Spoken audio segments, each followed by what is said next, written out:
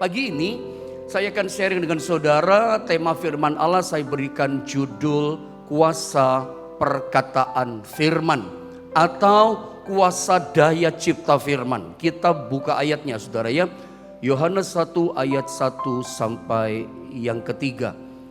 Yohanes 1 ayat 1 saya baca, lalu saudara baca di ayat yang kedua, nanti ayat yang ketiganya sama-sama gitu ya. Kita berganti-gantian membaca firman Allah. Selalu saya katakan keluarkan suaramu sampai kuasa firman terdengar di telinga saudara. Ingat firman punya daya cipta. Ayat 1 dikatakan begini, pada mulanya adalah firman, firman itu bersama-sama dengan Allah, dan firman itu adalah Allah. Teruskan. Ia pada mulanya bersama-sama dengan Allah. Ayat 3 sama-sama, 2 dan 3. Segala sesuatu dijadikan oleh Dia, dan tanpa Dia tidak ada suatu pun yang telah jadi dari segala yang telah dijadikan. Jadi dalam Yohanes pasal 1 itu konteksnya adalah firman Allah. Ya, pada mulanya adalah firman. Jadi yang dibicarakan di sini adalah konteksnya adalah pribadi firman. Lalu firman itu bersama-sama dengan Allah, dikatakan jelas. Dan siapa itu firman, identitasnya? Firman itu adalah pribadi Allah sendiri, dan firman itu adalah Allah. Lalu dikatakan di ayat yang ketiga, segala sesuatu dijadikan oleh Dia. Siapa Dia di sini yang menjadikan segala sesuatu? Dia adalah pribadi firman. Saya baca ulang supaya Anda nangkep. Perhatikan dari bagian awal. Segala sesuatu, semua yang ada dijadikan, dikatakan oleh Dia, oleh firman Allah. Dan tanpa firman dan tanpa Dia tidak ada suatu pun yang telah jadi dari segala yang telah dijadikan. Jelas bahwa setiap kali kita ini membaca firman Allah itu punya kuasa mencipta. Jadi ketika kita itu membaca firman, atau PowerPoint ini saya baca dulu ya sambil saya jelaskan. Lihat PowerPoint yang pertama. Firman Tuhan itu ternyata berdasarkan dari ayat yang barusan kita baca, dia itu punya daya cipta, punya kuasa menciptakan. Nanti di ujungnya saya jelaskan, kuasa menciptakan itu adalah dari tidak ada, asalnya nggak ada, gambarnya nggak ada, contohnya memang nggak pernah ada. Itu mencipta, dari tidak ada menjadi ada. Dari yang tadinya tidak terlihat memang tidak ada, itu menjadi ada. Itu namanya kuasa cipta, dia mencipta begitu. Nah firman Tuhan, saya ulang, itu dia punya kuasa cipta, dia punya daya cipta. Itu artinya setiap kali kita baca Alkitab, kita membaca firman Tuhan, saya mau ingatkan di sini, kita itu sedang membaca sesuatu yang dapat mencipta sesuatu.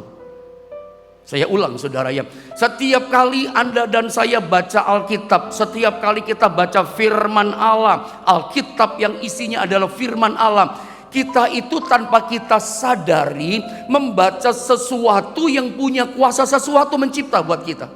Beda kalau kita baca koran. Beda ketika ada di rumah membaca majalah. Ketika kita baca koran, ketika kita membaca majalah, berita yang ada di koran yang kita baca, berita yang ada di koran yang kita baca di majalah itu, berita itu tidak mencipta sesuatu. Nangkep saudara ya. Tetapi ketika kita membaca firman Allah, nah berita yang tertulis dalam firman Allah, berita yang dikatakan dalam firman Allah, berita itu dapat menciptakan sesuatu dalam hidup kita. Menciptakan sesuatu yang baru. Menciptakan apa? Menciptakan pemulihan, menciptakan kesembuhan, menciptakan jalan keluar, menciptakan breakthrough ilahi, terobosan ilahi, menciptakan perkara-perkara yang tak terbatas, yang tadinya belum pernah kita alami, sekarang kita bisa alami. Kenapa? Karena kita membaca berita firman, kita membaca sesuatu yang dapat menciptakan sesuatu. Sebab berita firman itu punya kuasa cipta. Berita firman punya daya cipta. Makanya milikilah roh yang bergelora. Roh yang antusias saat kita mendengar firman, saat kita membaca firman. Sebab berita firman yang kita dengar sementara ini, berita firman yang kita sedang baca saat ini, itu punya kuasa cipta. Jadi firman Allah, beritanya itu menciptakan sesuatu. Sakit disembuhkan. Bahkan dia bisa menciptakan yang tidak terlihat jadi terlihat. Namanya mencipta, mengadakan sesuatu yang tidak ada sama kita jadi ada. Itu dahsyatnya kuasa firman. Dia memiliki namanya daya cipta. Saya kasih contoh tentang firman, berita perkataannya punya daya cipta. Lihat Matius pasal 4 di ayat yang keempat. Dalam ayat ini Yesus itu puasa 40 hari 40 malam, dibawa Roh Kudus ke padang gurun. Ada 3 pencobaan dari iblis. Kita lihat salah satu pencobaan dari iblis. Iblis berkata begini, perintahkan, suruh batu itu berubah menjadi roti. Lalu Yesus berkata begini di ayat yang Matius 4 ayat yang keempat. Bolehlah sama-sama kita membaca ayat ini sama-sama saudara ya. Matius 4 ayat yang keempat, 1, 2, dan 3. Tetapi Yesus menjawab, ada tertulis, manusia hidup bukan dari roti saja, tetapi dari setiap firman yang keluar dari mulut Allah. Ini Yesus yang katakan saudara ya, bahwa manusia berarti kita semua dong. Kita manusia hidup itu bukan dari roti saja. Yesus yang katakan langsung. Perhatikan, ini perkataan yang langsung keluar dari mulutnya Yesus. Yesus berkata begini, manusia itu hidup bukan dari roti saja. Manusia hidup bukan dari makanan saja, bukan dari nasi saja kita bisa hidup. Yesus katakan sesuatu yang baru. Paradigma yang baru buat kita manusia di dunia ini. Yang tadinya kita nggak ngerti. Kita berpikir kita hidup ya karena makanan. Kita sehat karena makanan. Kita bisa jalan, kita bisa mobile bergerak. Itu karena makanan yang kita makan masuk dalam tubuh kita. Kita bisa aktivitas karena makanan. Kita berpikir kita bisa ini, bisa itu karena makanan. Tanpa kita tahu ada satu paradigma baru yang Yesus lepaskan dalam pengajaran firman. Dia katakan begini, tetapi, saya ulang dari awal, manusia hidup bukan dari roti saja, tetapi dari apa saudara? Dari setiap firman yang keluar dari mulut Allah. Dari setiap firman, firman itu kan perkataan Allah. Dari setiap perkataan yang keluar dari mulutnya Tuhan. Dari setiap saudara ya, obrolan, pembicaraan yang keluar dari mulut Tuhan. Itu memelihara kita, itu menolong kita, itu menyembuhkan kita. Kita hidup, kita sehat, kita menang. Dari setiap perkataan yang keluar dari mulutnya Tuhan. Dari kalimat, dari setiap firman yang keluar dari mulutnya Allah. Sebetulnya kalimat inilah yang seringkali diartikan oleh banyak hamba Tuhan disebut rema. Bukan sekedar logos, kata-kata tapi mati tidak mengerjakan apa-apa. Ini kata-kata yang bisa menciptakan sesuatu loh. Ini punya daya cipta. Artinya ada kekuatan dalam perkataan Tuhan. Ada kehidupan zoe-nya Tuhan dalam perkataan yang keluar dari mulut Tuhan. Jadi setiap kali perkataan-perkataan Tuhan Yesus yang datang secara khusus, yang rema buat kita, ketika Anda lepaskan kembali, ketika Anda perkatakan kembali zoe daripada firman itu akan menciptakan sesuatu. Kita hidup bukan cuma dari makanan. Yesus katakan kita akan hidup luar biasa. Ini istilah saya beri nama hidup yang benar-benar hidup. Ini hidup yang benar-benar luar biasa. Ini sebuah kehidupan yang hebat.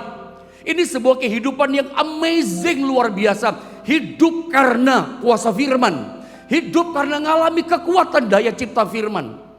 Jadi setiap firman yang rema yang dikatakan Tuhan kepada kita, ketika kita perkatakan, wow, itu akan menghidupkan kita. Contoh yang lain saya tunjukkan sama saudara. Kisah tentang Petrus. Petrus ketika menjala ikan semalam-malaman dia gagal. Dia tidak menangkap seekor ikan pun. Nanti Bapak David Endarto akan membantu kita membaca ayat ini ya. Lukas 5 ayat 5-7. Mari Pak David. Simon menjawab, Guru, telah sepanjang malam kami bekerja keras dan kami tidak menangkap apa-apa.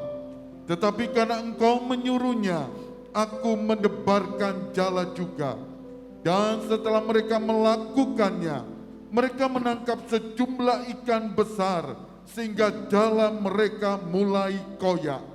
Lalu mereka memberi isyarat kepada teman-temannya di perahu yang lain supaya mereka datang membantunya. Dan mereka itu datang, lalu mereka bersama-sama mengisi kedua perahu itu dengan ikan hingga hampir tenggelam. Jadi ketika Yesus perintahkan Petrus, singkatnya setelah Yesus pinjam perahunya Petrus untuk mimbar, dia mengajar firman kepada banyak orang. Yesus tiba-tiba berkata kepada Petrus, Petrus, bawa perahumu ke tempat yang dalam. Petrus menjawab, respon Petrus bagaimana? Guru, telah sepanjang malam kami bekerja keras dari selumuter Danau Galilea. Jaring dilepaskan. Kami tidak menangkap apa-apa, seekor ikan pun kami tidak tangkap. Tetapi, perhatikan ini kalimat, karena Engkau menyuruhnya. Terjemahan lain, tetapi karena Engkau yang berfirman, Engkau yang berkata kepadaku, apa kata Petrus? Aku akan menebarkan jala juga. Karena perkataan yang keluar dari mulutmu, karena firmanmu, ini contoh. Petrus taat, Petrus percaya, dia melakukan. Hasilnya apa? Kuasa firman. Hari itu sudah menjelang mulai siang. Atau pagi matahari udah bersinar, ikan gak ada di tengah. Adanya di pinggir semuanya karena mulai panas matahari. Inilah namanya kuasa cipta mengadakan, saya percaya. Ini kuasa yang jalan keluar yang ajaib.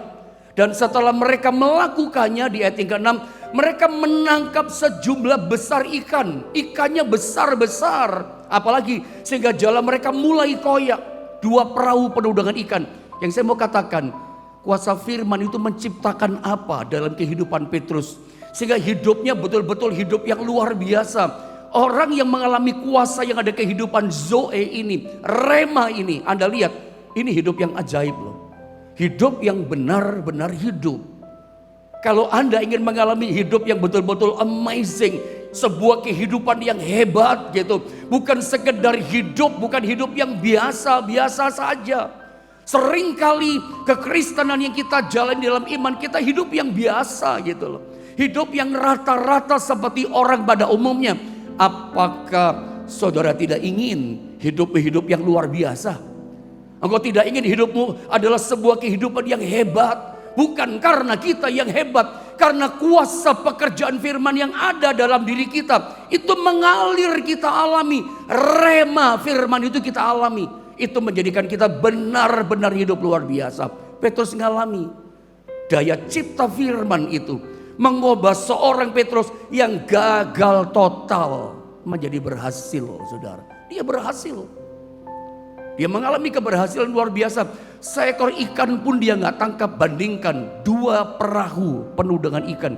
Ini saya sebut, ini satu berkat, ini keberhasilan yang dialami Petrus yang memecahkan rekor. Yang dia belum pernah alami sebelumnya. Meskipun tahun 2022 masih menyisakan 5 bulan lebih. Apakah saudara percaya? Masih tersedia berkat yang bisa memecahkan rekor. Berkat yang tahun-tahun sebelumnya belum Anda terima. Itu bisa terjadi di 5 bulan akhir ini. Asal Anda percaya kepada rema. Anda percaya kepada firman yang diwahyukan Tuhan. Yang perkataannya langsung dikatakan kepada saudara. Ketika kita baca firman, ketika saya mengajarkan firman, itu ribuan, puluhan ribu lautan kata-kata saya lepaskan. Tapi saya percaya di antara banyak ribuan lautan kata-kata yang saya lepaskan, itu pasti ada 1, 2 kata, 3 kata jadi rema buat saudara. Mau laki, mau perempuan, mau suami, mau istri, mau tua, mau muda. Makanya setiap kali dengar firman saya ajar sama saudara, berdoalah, Tuhan pagi ini aku siap dengar firman. Aku siap menerima rema, 2-1 kata rema dari Engkau. Sebab yang mengubahkan kita, yang menjadikan kita manusia yang diubahkan dan hebat di mata Tuhan, itu ketika firman terwahyukan. Firman yang hidup jadi rema buat kita. Ketika kita hidupi itu, kita taati rema itu dan kita perkatakan. itu akan membuat kita benar-benar hidup luar biasa. Petrus ngalami seorang yang gagal total. Tentu saja di Alkitab banyak contoh. Misalnya perwira Kapernaum. Ketika hambanya sakit parah mau mati, saya tidak sempat tulis. Apa yang terjadi? Dia datang sama Yesus minta tolong. Yesus berkata begini, oke, aku akan datang menolong hambamu. Perwira jawab apa? Aku tidak layak menerima kau di rumahku. Baca Matius pasal 8. Cukup katakan sepatah kata saja. Sepatah kata firman luar biasa. Aku percaya hambaku sembuh. Sepatah kata firman dia percaya. Makanya Yesus seperti saya gambarkan, dia suka geleng-geleng kepala. Dia berkata, aku tidak pernah mendapati iman sebesar ini di antara orang Israel.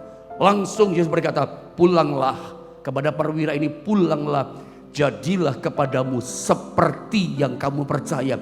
Persis Yesus melepaskan perkataan firman, sembuh hambanya tepat pada waktu Yesus katakan itu. Itu daya cipta firman yang keluar dari mulut Yesus. Karena orang ini percaya pada kuasa firman. Cukup katakan sepatah kata saja. Meskipun satu kata firman menurut logika kita sederhana. Sederhana nih kata-katanya. Tapi selalu saya katakan, meskipun satu kata kalimat firman sederhana, itu tidak pernah menyederhanakan kuasa firman bekerja dalam hidup kita. Ketika kita baca firman, dengar firman, ingat kita baca dan dengar sesuatu yang dapat menciptakan sesuatu dalam hidup kita. Nah persoalannya begini, masalahnya kita semua itu tahu. Lihat screen ini ya, ini penting. Kita ini semua tahu betapa pentingnya memperkatakan firman. Kita semua tahu ngerti betapa pentingnya mempercayai firman, memperkatakan kuasa firman. Tetapi saya katakan begini statement ini, tahu saja tidak cukup membuat kita memperkatakannya. Tahu saja tidak cukup membuat kita mempercayainya. Kenapa saya katakan seperti itu? Karena ternyata ada penghambat-penghambat untuk kita bisa memperkatakan firman secara konsisten. Ada banyak kita tuh percaya memperkatakan firman itu hanya waktu kita dengar. Habis itu kita lupa lagi. Ya, rupanya ada penghambat ya dalam hidup kita orang percaya. Untuk kita itu gak konsisten mempercayai memperkatakan firman. Coba kita lihat ayat ini. Ayat yang sering kali saya ajarkan sama saudara. Coba sama-sama kita baca deh ulang sekali lagi. Amsal 18 ayat 21. Sama-sama saudara ya. 1, 2, dan 3. Hidup dan mati dikuasai lidah. Siapa suka menggemakannya akan memakan buahnya. Saya tahu ayat ini sering saya bacakan, saudara pun di rumah saya pikir sering membaca. Bahkan seingat saya udah gak tahu ya berapa kali, mungkin berkali-kali saya mengajarkan ayat yang sama ini.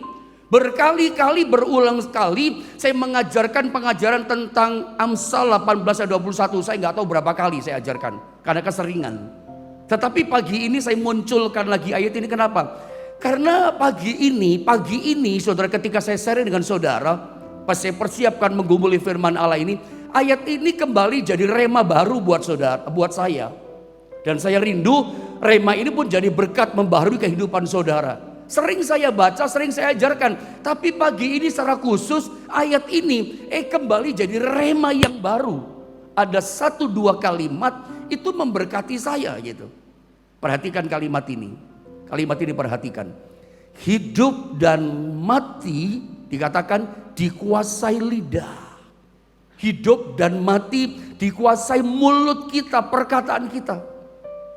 Kalau Tuhan sampai berkata hidupnya kita dan matinya kita ditentukan mulut perkataan kita, itu berarti kita gak boleh main-main. Betapa seriusnya Tuhan ketika memperkatakan firman Allah ini, bahwa hidupnya kita, matinya kita ditentukan perkataan kita, ditentukan obrolan kita, ditentukan bicaranya mulut kita.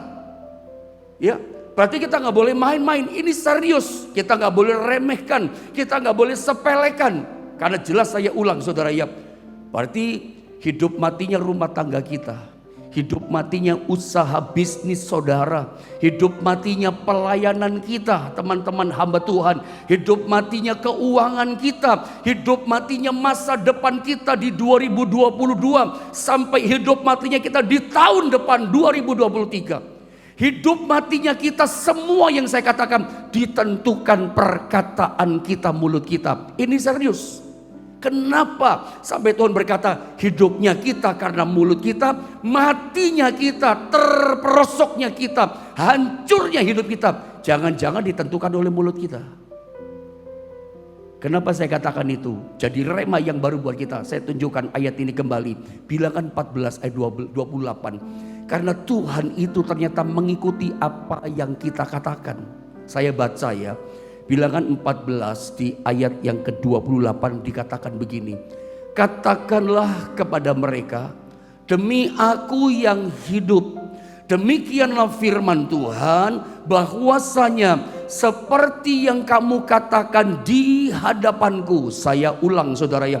Tuhan katakan begini firman kepada Musa. Musa katakan kepada orang Israel, kepada umatku. Katakan begini, bahwasanya seperti yang kamu katakan di hadapanku, demikianlah akan kulakukan kepadamu.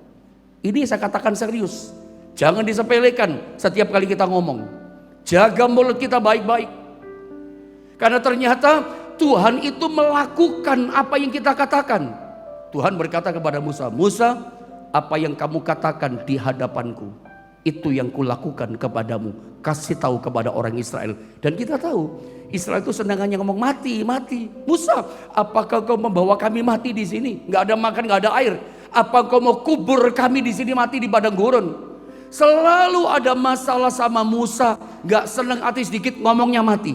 Dan kita tahu sama-sama, sebagian besar mayoritas Israel yang keluar dari tanah Mesir, yang selalu mulutnya bicara mati, Tuhan melakukannya mati sungguhan di padang gurun. Jangan sembarangan ngomong saudara. Jangan-jangan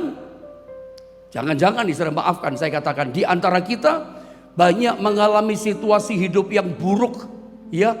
Banyak di antara kita mengalami situasi hidup yang tidak menyenangkan. Ada banyak masalah, ada banyak penderitaan, kesulitan demi kesulitan yang kita alami. Jangan-jangan kita ini sedang makan perkataan kita sendiri. Dengar yang saya katakan saudara. Jangan-jangan itu yang terjadi. Makanya saya katakan hati-hati dengan perkataan kita. Sebab Tuhan berkata, aku melakukan seperti yang kau katakan di hadapanku. Sebab perkataan kita itu ternyata punya kuasa. Perkataan mulut kita ada kuasa. Dan Tuhan melakukan setiap yang kita katakan di hadapannya. Sebab Tuhan itu kata Ibrani, hakim di muka pintu. Dia jadi saksi langsung. Anda gak bisa berkata, aku udah ngomong gitu Tuhan. Tuhan langsung jadi saksi kok. Hakim itu gak butuh saksi di pengadilan. Tapi Tuhan gak butuh saksi yang lain yang menyaksikan apa yang kita katakan. Sebab dia hakim di muka pintu hati kita. Dia langsung menyaksikan apa yang kita katakan. Yang kita katakan itu yang dia lakukan. Makanya saya katakan warning, ingat-ingatan buat kita. Jangan-jangan semua penderitaan, kesulitan, masalah yang bertubi-tubi. Ada banyak orang bersaksi, jatuh bangun, jatuh bangun. Jangan-jangan kita sedang makan apa yang sedang kita katakan. Hidup mati dikuasai lidah, barang siapa suka menggemakannya, dia yang memakan sendiri perkataannya. Kembali kepada dia yang dia katakan. Ini firman katakan. Ketika mengatakan bahwa Tuhan melakukan apa yang kita katakan, saya teringat kepada kisah Abraham. Mungkin intinya langsung saya baca saja. Kejadian 22, saya potong ayat 7 dan 8. Ketika Ishak dipersembahkan oleh Abraham. Jadi malam-malam Tuhan kasih instruksi, persembahkan anakmu. Pagi-pagi Abraham berangkat, bawa anaknya ke atas gunung Moria. Anda ingat ceritanya, dia tinggalkan bujangnya dan dia naik dengan anaknya. Tiba-tiba anaknya berkata begini, saya yakin Ishak bukan balita anak kecil. Seperti kata beberapa hamba Tuhan, saya yakin bukan anak kecil balita. Dia udah remaja, udah ngerti soal sacrifice. Sudah ngerti soal pengorbanan. Makanya bisa ngomong tentang pengorbanan. Lihat ayat 7, saya baca dengan cepat. Ayat 22 ya, Kejadian. Lalu berkatalah Ishak kepada Abraham ayahnya, Bapak, sahut Abraham, ya anakku. Bertanyalah ia Ishak, di sini sudah ada api dan kayu, tetapi di manakah anak domba untuk korban bakaran itu? Jelas dia sudah besar, ngerti soal korban bakaran, sacrifice. Sahut Abraham sebetulnya perang batin. Ketika anaknya tanya, dombanya mana untuk dikorbankan? Dia pasti perang. Ini anak yang dia cinta, yang dia tunggu 25 tahun kok. Tapi Abraham di titik ini dia masih percaya sama Tuhan. Walaupun dia nggak tahu sebetulnya dengan yang dia katakan, tapi dia ngomong karena percaya ketaatannya. Sahut Abraham, coba sama-sama kita baca ayat 8. Sahut Abraham 2-3. Sahut Abraham, Allah yang akan menyediakan anak domba untuk korban bakaran baginya, anakku. Demikianlah keduanya berjalan bersama, dan seterusnya. Apa kata Abraham kepada anaknya? Dia ngomong begini, ketika anaknya berkata, mana dombanya Bapak? Abraham jawab, Allah yang akan menyediakan anak domba untuk korban bakaran baginya. Yehova Jireh, anakku. Allah kita, Bapak kita yang menyediakan, Dia yang mencukupkan, Yehova Jireh. Dan ingat, itu yang dikatakan Abraham ketika diinstruksikan dalam perintah Tuhan, dan Allah ternyata melakukan. Allah kita itu Allah yang konsekuen, ya.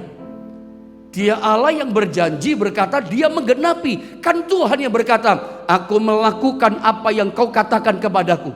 Yang kita katakan, ya, itu yang Tuhan lakukan, konsekuen. Dia nggak menipu dengan perkataannya. Yang dia katakan dia sanggup menggenapinya, dan dia genapi konsekuen perkataan Abraham. Begitu nyampe ke atas mau dikorbankan anaknya, malaikat katakan stop, sekarang aku tahu kau takut akan aku. Lalu Abraham menoleh ke belakang, ada seekor domba, ya, yang Tuhan sediakan tersangkut di semak belukar. Kenapa disangkutkan di semak belukar? Itu memang berkat yang khusus disediakan oleh Abraham karena kepercayaannya, karena ketaatannya. Pagi ini pun saya harus berani berkata kepada saudara, setiap engkau percaya kepada perkataan firman, setiap saudara taati perkataan firman yang punya daya cipta, tahukah saudara, itu ada berkat spesial, ya, ada berkat khusus bagaikan domba yang tersangkut di semak belukar. Orang lain gak bisa ambil, karena berkat itu memang gak bisa kemana-mana, tersangkut kok. Kenapa tersangkut? Memang untuk si bapak Abraham, bapaknya orang taat, bapaknya orang percaya. Setiap Anda percaya pada kuasa firman, ya, setiap Anda menghidupi mentaati kuasa firman, ada berkat spesial yang orang gak bisa ambil.